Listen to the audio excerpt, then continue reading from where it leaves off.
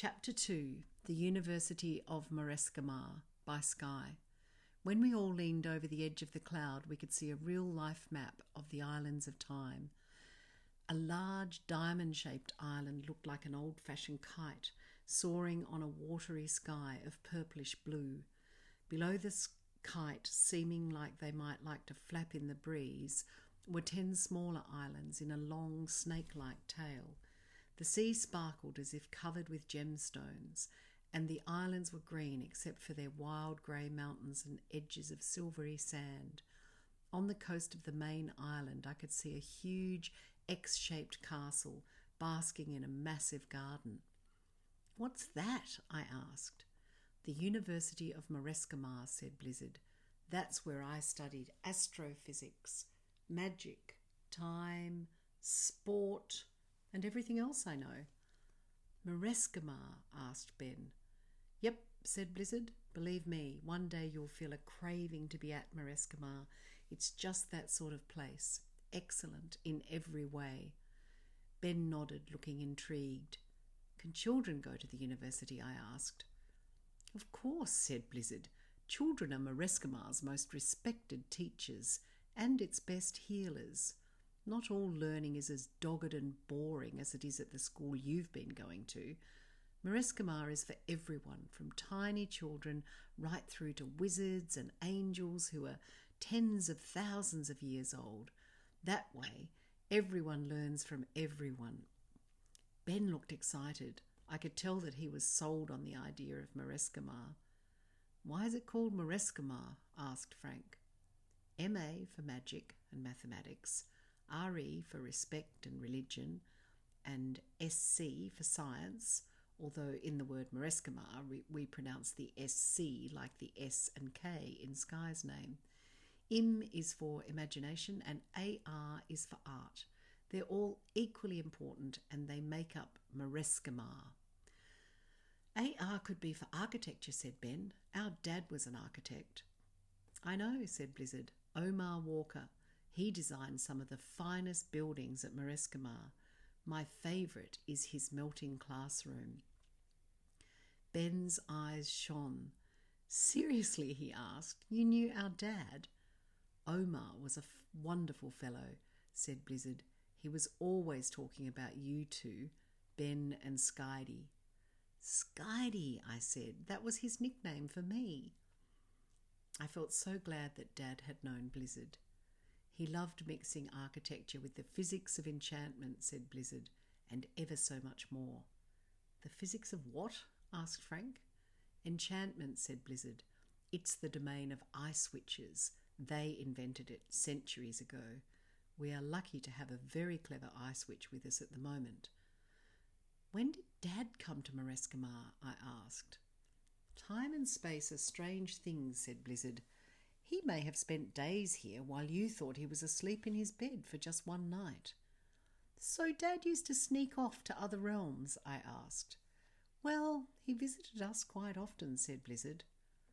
"I'm so glad to remember being called Skydie," I said. "He thought the world of you," said Blizzard, giving me a big smile. I nodded, feeling my eyes fill with tears.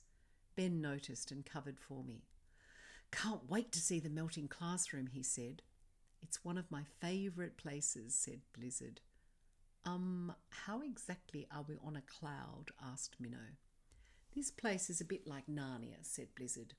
"Or Hogwarts?" asked Frank. "It's a bit like Hogwarts," said Blizzard. "More things are possible than we can ever imagine." "Are they?" asked Six, her little falcon face looking all curious. Blizzard laughed. "Well, look at you for a start," he said. "I'm a peregrine falcon," said Six. "You are," said Blizzard. "This is a very good place to be a peregrine falcon. You'll be completely safe, and we can finally get Sky some proper help for her wounds. Then we'll set about finding Jemima." "So are these islands called Marescimar?" asked Minnow. Blizzard shook his head. "The whole place is called the Islands of Time. The main island is Ephinox, and it's home to the University of Marescimar." "It's so beautiful," I said. Lounging on our soft cloud, we all gazed down. The islands seemed to be smiling up at us. It was a strange sensation. Chapter 2.2 Magic in the Air by Sky. After a while, a long thread of cloud wafted up and became entangled in my hair. Six giggled. I unthreaded the cloud from my red curls and shook it away. It felt like fairy floss, except it wasn't quite. "These clouds are mad," I said. "They are," said Blizzard with a smile. 2 ocean gulls flew by, unperturbed by the fact that people were lounging on a cloud. "My mind feels a bit scrambled," I said. "You're getting used to the air," said Blizzard. "Remember I said it's magic?" "How magic?" asked Minnow. "Fully," said Blizzard. "Have you ever heard of cloud surfing?" "You can't surf clouds," said Ben. "You can here," said Blizzard. "The clouds above the islands of time are not what you'd call regular clouds." Ben raised his eyebrows. "How can clouds not be regular?" "Surfing on irregular clouds," said Frank. "Sounds good." "Where are our boards?" asked Minnow. "We'll get to that in a minute," said Blizzard. "First you need to know how to stay safe while you're here." "Is it dangerous?" I asked. "Can be," said Blizzard. "People don't tolerate wimps." "What do you mean?" I asked, feeling suddenly fragile. "The islands of time are filled with supernatural powers," said Blizzard. "You have to behave as if you have a right to be here. Your life can depend on it." "So we need to act like we were born here?" asked Frank. "Like it's your birthright," said Blizzard. "Excellent." "We have to try to be confident?" I asked. "Don't try to be confident," said Blizzard. "Be confident. I'm warning you, magic and power and all manner of strange energies exist in this place. You have to be strong." "Sounds scary," I said. "Then you've misunderstood me," said Blizzard. "This is a fantastic place. You'll get the hang of it, I promise." "So you think Jemima's here somewhere?" asked Minnow. "But you said you saw her back there," said Ben, "before Gabriel came." "I did, and she said something about a ransom." "Oh, the greedy thieves," muttered Minnow. "Of course they'd want a ransom." "If you saw her back there," said Frank, "isn't she still back there?" "That place was half-dream," said Blizzard. "Jemima's in this realm. I feel sure of it." "The thieves will want a ransom," said Minnow. "Could do," said Blizzard. "Well, that's it," I said. "I don't have any money." "Let's find Jemima first," said Blizzard. "Poor Jem," I said. "She must be terrified." Minnow put her arms around me. "Try to remember she's you, and you're brave." I nodded. "I am." Six nodded as well. "We're both brave," said Six. "Incredibly." "Before we do anything for Jemima," said Blizzard, "we have to visit the university's High Chancellor."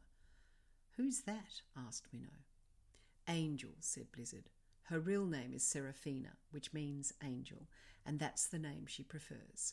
See the tower at the centre of the university, in the middle of the big X-shaped building?"